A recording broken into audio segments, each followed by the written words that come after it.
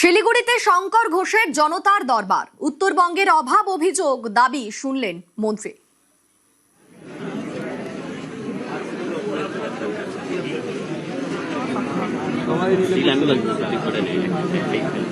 শিলিগুড়িতে জনতার দরবার শঙ্কর ঘোষের, সেখানে উত্তরবঙ্গের অভাব অভিযোগ সমস্ত কিছুই শুনলেন মন্ত্রী। আমি সুবিধা ক্যান্সার সোসাইটি থেকে এসেছিলাম। আমরা 2008 থেকে ক্যান্সার নিয়ে কাজ করছি।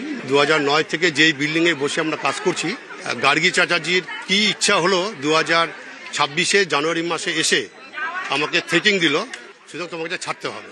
পুলিশের কাছে গিয়েছিলাম ইলেকশনের আগে, আমাকে পিছন থেকে রাত্রেবেলা এসে যে জানে মেরে দেবে না, তার কোনো গ্যারান্টি নেই।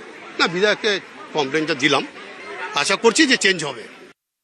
পানি ট্যাঙ্কি মোড়ে একটা বিশাল এটা ইলিগাল কনস্ট্রাকশন দাঁড়ায় আছে, তো ওটা নিয়ে আমরা 2017-তে আমরা কমপ্লেন করি, 12, 13, 14টা কমপ্লেন করি, কর্পোরেশন কোনো সাড়া দেয়নি।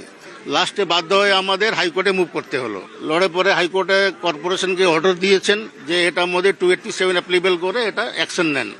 তারপরে 18/1/2024 কর্পোরেশনের কমিশনার সাহেব এটা বিল্ডিং ভাঙার অর্ডার অলরেডি রিটার্নে করে দিয়েছেন। ওটার পরে 2.5 বছর টানা চলে গেছে, এখন অবধি দেখছি মানে ওই পাহাড়টা দাঁড়ায় আছে। ওটা বিধায়ক সাহেব বেশি কথা বলেনি, উনি তো খুব ব্যস্ত। এটা আমাদের ডকুমেন্টটা নিয়েছেন, এটা রিসিভ কপি দিয়েছেন আমাদের।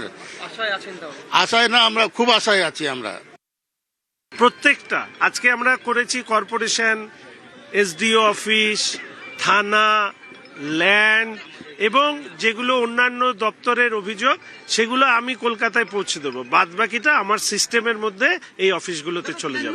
ওদের বিরুদ্ধে অভিযোগ বলেই তো ওদের সরকার চলে গেছে। ওই যে অভিযোগগুলো আছে সেই অভিযোগগুলো নিষ্পত্তি করাটাই আমার কাজ।